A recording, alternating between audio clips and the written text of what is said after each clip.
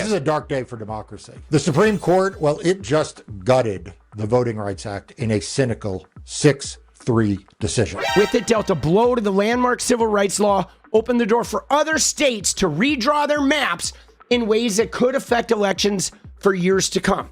It is unclear how the decision will impact November's midterm elections amid redistricting battles, but several are moving to draw new congressional maps in time. The decision is likely to create new Republican districts across the South for future elections, 2028 and beyond. You can't draw a district that gives black voters voting power, but you can draw a district that takes their power away. Got it. The year after the Civil Rights Act, there was a thing called the Voting Rights Act. The reason for this was because of Jim Crow. The Voting Rights Act was basically going to guarantee that they don't just remove black people's ability to vote. So it got rid of literacy tests and other poll tests that were designed to prevent people from being able to vote. If you had a history of voter discrimination, you had to get approval to change your laws. So you couldn't make up a whole bunch of new laws right away to try and make it hard for people of color to vote.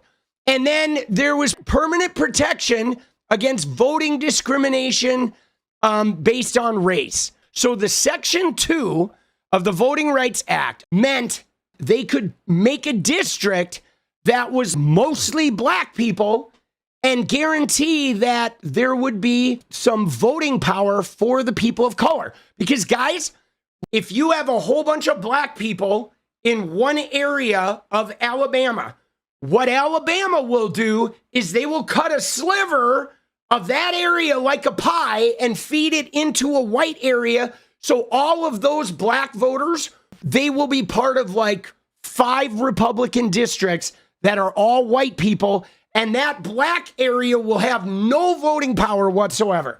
And so Voting Rights Act meant you could create a majority black district and guarantee that the 30-40% of the state had some voting power. Now, why do I think this is legitimate? Is because we're trying to undo the fact that those people and their descendants were in America for several hundred years with no voting power.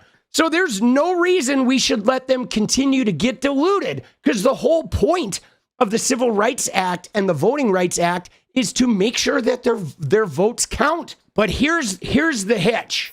Most black people vote Democrat. So the Republicans have been very upset that they're able to create voting districts and they haven't been able to break them up. What the Supreme Court has essentially said is you can still create these districts. You just have to create them based on partisanship.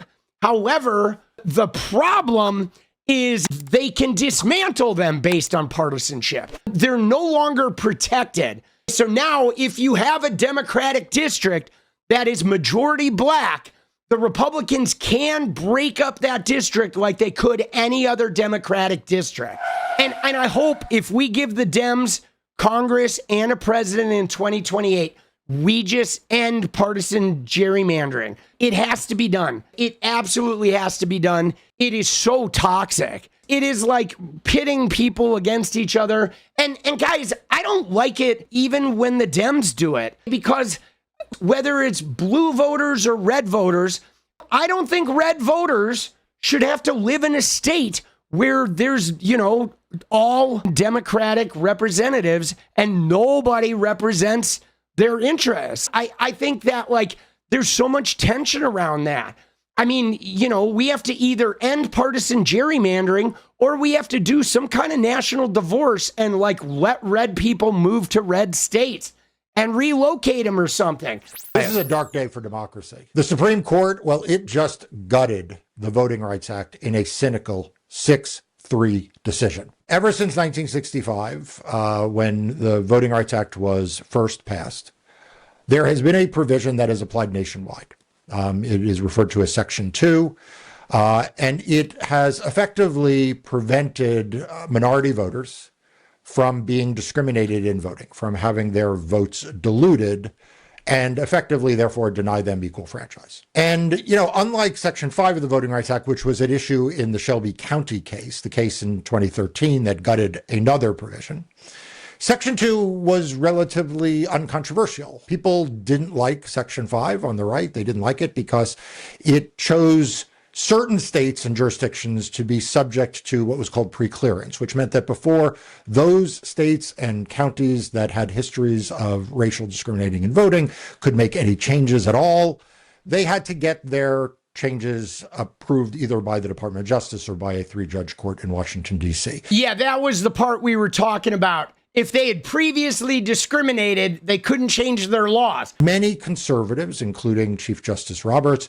found that objectionable. I thought their objections were meritless, but that was Section 5. In the decision in Shelby County that struck down Section 5 or gutted it, made it ineffective, Chief Justice Roberts went out of his way to say that nothing in that decision affected the nationwide application of Section 2, which, because it applied nationwide and because it really mostly dealt with redistricting, it just didn't attract as much anger or, vitriol from the right. And so it's not that I believed that Justice Roberts was necessarily speaking for all time, but I took some solace, as many people did, that there would not come a day, there would not come this day, when Section 2 would be gutted as well. Now, see, one of the things, guys, that bothers me is I feel like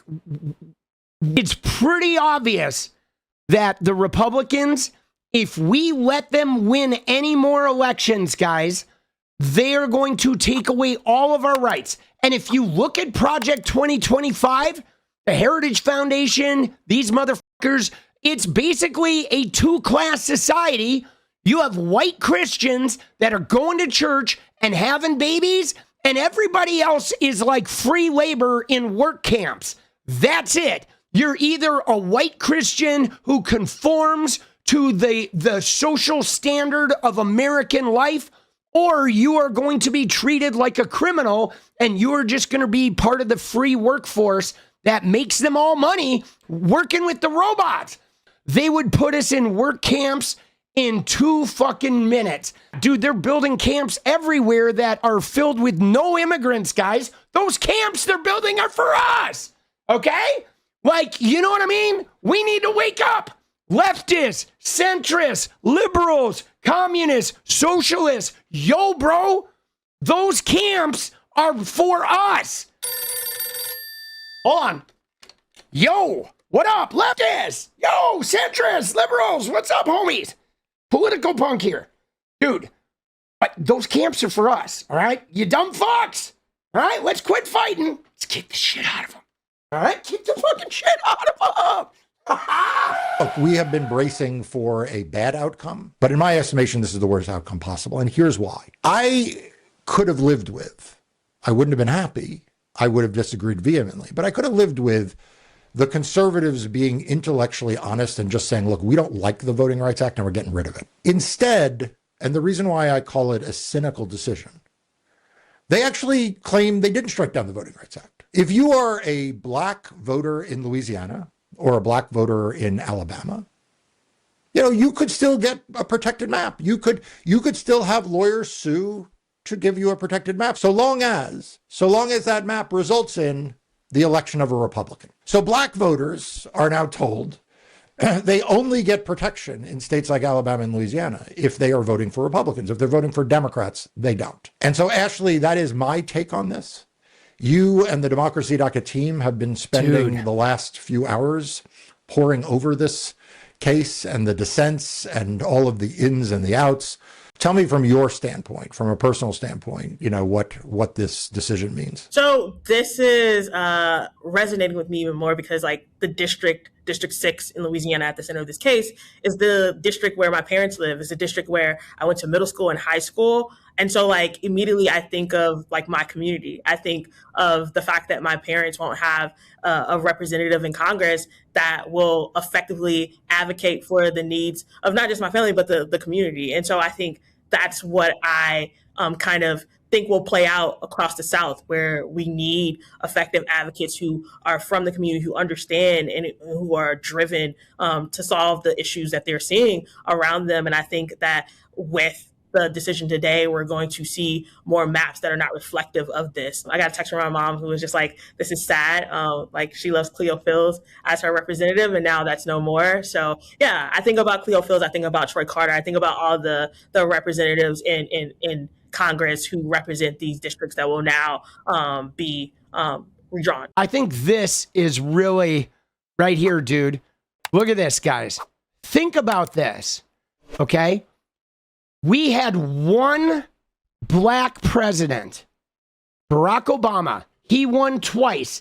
And immediately following us having one black president, we have had a surge of angry white voters that have been hell-bent on gutting every civil rights advancement we had. They went after affirmative action. They went after DEI. They went after women's, ability to control their uteruses. They went after transgender rights vehemently. They're putting the 10 Commandments and Bibles back in schools. They destroyed the Department of Education. They gutted the healthcare bill that helped low-income people, so the prices spiked, and it made healthcare worse for everybody, literally. And they went after women's rights in the workplace with the DEI and shit. Dude, it is like insane, boss. Every single fucking thing that we had advanced on, they're trying to roll back because of one black guy being president. That's literally what got us here. A black man became president, and then all of the racism is just like, it's like we're back in 1960. What is up, guys? Thank you so much for watching. You like the video, you want to support independent resistance media, you know what to do. Drop that sub, hit the like button, and please share it. And we do love our members, so if you want to become a member, it's another really great way to support. Thanks again for everything, guys. I'll see you next time. Let's go.